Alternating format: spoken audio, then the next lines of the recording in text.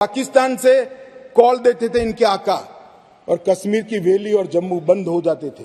132 organise हड़तालें हुई थी 2023 में, एक भी हड़ताल नहीं, एक भी बंद नहीं। मान्यवर, पथराव में नागरिकों की मृत्यु 2010 में 112 हुई थी, 23 में क्योंकि पथराव ही नहीं हुआ है, नो इंजर्ड नो डेथ। मान्यवर, सिक्योरिटी फोर्सेस पथराव के कारण 6,235 हुए थे इंजर्ड सिक्योरिटी फोर्सेस, और इस बार क्योंकि पथराव ही नहीं हुआ है, 0 इंजर्ड है। क्या बदलाव हुआ है? इनको मैं कहता हूं क्या बदलाव हुआ है। अरे इसी सदन में रहकर सारी मर्यादाएं तोड़कर अगर धारा 370 खत्म हुई तो खून की नदियां बह जाएगी। कहते थे खून की नदियां छोड़ो, कंकड़ चलाने की हिम्मत नहीं है किसी की। इस तरह की व्यवस्था भारतीय जनता पार्टी की सरकार। और मान्यवर, सीज फायर के वायोलेशन की घटना 2010 में एक साल में 70, 2023 में 2, घुसपैठ 2010 में 489, 2023 में सिर्फ 48, आतंकवादी मारे गए 112 मारे गए थे, कुल मिलाकर एवरेज निकाल दे तो 278 आतंकवादी मारे गए हमारे। मान्यवर, वापिस लौट गए, पहले 18 वापिस लौटे थे, अब 281 वापिस लौट गए। पाकिस्तान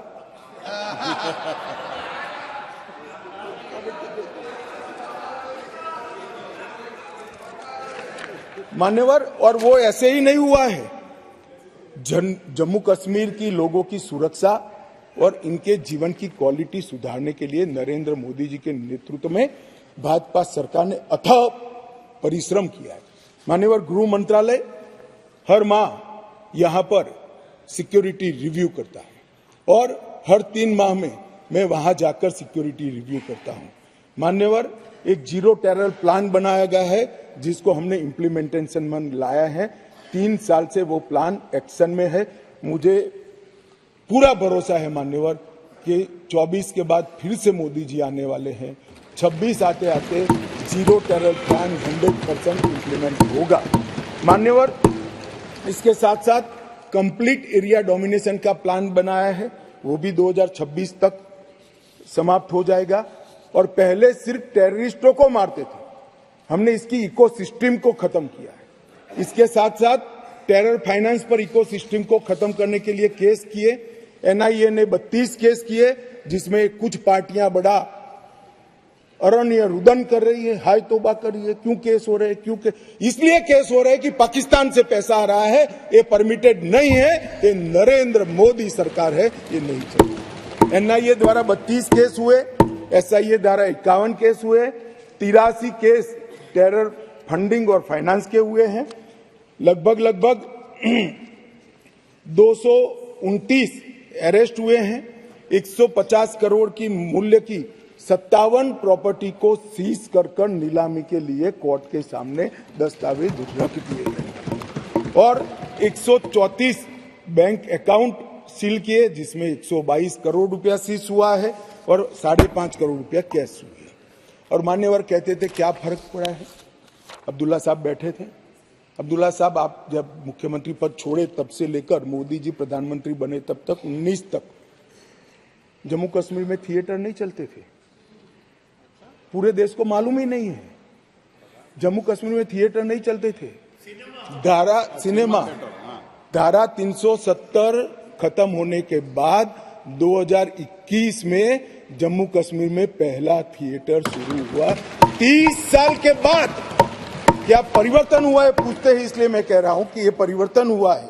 श्रीनगर में एक मल्टीप्लेक्स बना, पुलवामा, शोपिया, बारामूला, हंदवाड़ा 4 नए थिएटर खुले, 100 से अधिक फिल्मों की शूटिंग शुरू हो गई।